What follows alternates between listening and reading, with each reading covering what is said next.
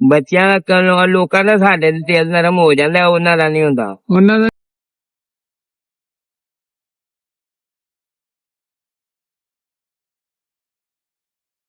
बाबा जी की हाल है? ठीक हो? तबीयत से ठीक है? बाबा जी पापड़ बेचते हो? ਪਾਪੜ ਵੇਚਣਾ ਜੀ। ते किन्ने क दे वेच जांदे बाबा जी? ਪਾਪੜ ਜੀ 10 ਰੁਪਏ ਵਾਲਾ ਹੀ ਗਾਹਕ ਹੁੰਦਾ, हाँ जी। ਉਹ ਵੀ ਕੋਈ 200-300 ਰੁਪਏ ਦੇ ਵਿਕ ਜਾਂਦੇ ਨੇ। ਖੇਤਾਂ ਦਾ ਮਹੱਲਾ ਸਾਰਾ अच्छा ਉਹ ਇੱਥੇ ਸ਼ਾਮ ਦੀ ਦਾਨ ਦਾ ਮੈਂ ਇੱਥੇ ਆਣ ਕੇ ਬੈਠਾ, अच्छा। ਉਹ ਮੈਂ ਪਕਾਨੇ ਜਿਹੇ ਭਰ ਕੇ ਰੱਖੇ ਨੇ, ਕੋਈ ਵੀ ਨਹੀਂ, कोई ਅੱਲਾ ਦਾ ਬੰਦਾ ਕੋਈ ਆਇਆ ਹੀ ਨਹੀਂ। कोई आया ही नहीं है? ਹਾਂਜੀ ਤਰਸੀ ਕਰਨ ਲੈ ਆ, अच्छा ਜੇ ਕੋਈ ਅੱਲਾ ਪਾਗੇ ਤੇ ਸਦਕੇ ਕੋਈ ਭੇਜ ਦੇਵੇ ਤੇ। अच्छा। ਹਾਂਜੀ तो बाबा जी घर बच्चे बुच्चे? ਬੱਚੇ ਜੀ ਆਪਣੇ ਆਪਣੇ ਘਰਾਂ ਵਾਲੇ ਨੇ, अच्छा अच्छा। ਅਸੀਂ ਦੋਵੇਂ ਜੀ ਆ ਮੀਆਂ ਬੀਵੀ। ते बच्चे नहीं कुछ देंदे? ਨਹੀਂ ਦਿੰਦੇ, ਮਰਜ਼ੀ ਉਹਨਾਂ ਦੀ, ਆਂਦੇ ਨੇ ਅਸੀਂ ਆਪਣੇ ਬੱਚੇ ਪਾਲੀ ਕੇ ਤੁਹਾਨੂੰ ਦਈਏ। अच्छा ਹਾਂਜੀ किन्ने बच्चे ने? 2 ਪੁੱਤ ਨੇ 1 ਧੀ ਹੈ। अच्छा ਉਹ ਵੱਡਾ ਪੁੱਤ ਵਿਆਹ ਦੇ ਇੱਥੇ ਸਹੁਰਿਆਂ ਦੇ ਆ ਗਿਆ, अच्छा जी। ਛੋਟਾ ਵਿਆਹ ਦੇ ਲਾਹੌਰੋਂ ਸਹੁਰਿਆਂ ਚਲਾ ਗਿਆ। ਤੁਹਾਨੂੰ ਛੱਡਤਾ ਜੀ? ਹਾਂਜੀ ਅਸੀਂ ਦੋਵੇਂ ਜੀ ਇਕੱਲੇ ਹੀ ਆ। ਇੱਕ ਕੁੜੀ ਆਪਣੇ ਘਰ ਵਾਲੀ ਹੈ।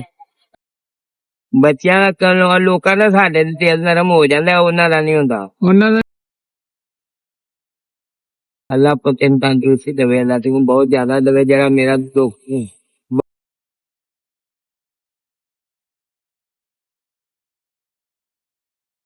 हाँ जी वैसे तंदुरुस्त ने? ਹਾਂਜੀ ਉਹ ਵੀ ਬਿਮਾਰ ਹੈ, ਉਹਨਾਂ ਦੇ 3-4 ਬਿਮਾਰੀਆਂ ਨੇ। अच्छा जी।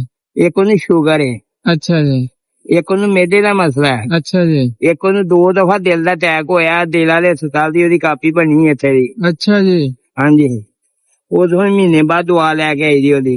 अच्छा जी। ਉਸ ਤੋਂ ਬਾਅਦ ਦੇ ਉਹਨੂੰ ਮੌਕੇ ਵਾਲੀ ਬਵਾਸੀਰ ਹੈ। अच्छा जी। ਉਹ ਮੌਕੇ ਵਾਲੀ ਬਵਾਸੀਰ ਦੇ ਨਾਲ ਨਾ ਗਦੂਦਾਂ ਬਣ ਕੇ ਨਾ ਚਿੱਤੜਾਂ ਦੀ ਖਿਲਰੀਆਂ, हाँ 3-4 ਸੁਰਾਖ ਚਿੱਤੜਾਂ ਵਿੱਚ ਨੇ। अच्छा जी। ਹਾਂਜੀ ਬਸ ਉਹ ਇਹ ਹੋਈ ਹੈ ਵੀ ਮੈਂ ਦਵਾ ਦੂ ਲੈ ਆ ਜਾਣਾ, ਸ਼ੂਗਰ ਦੀ ਦਵਾਈ ਲੈ ਲੈਣਾ, ਮਿਹਦੇ ਦੇ ਪੱਤੇ ਲੈ ਲੈਣਾ। ਉਸ ਤੋਂ ਬਾਅਦ ਦੇ ਚ ਪੌਂਸਟੌਨ, ਪੈਨਾਡੋਲ, ਇਹੋ ਜਿਹੀਆਂ ਕਿੰਨੀਆਂ ਸਾਰੀਆਂ ਦਵਾਈਆਂ। जी।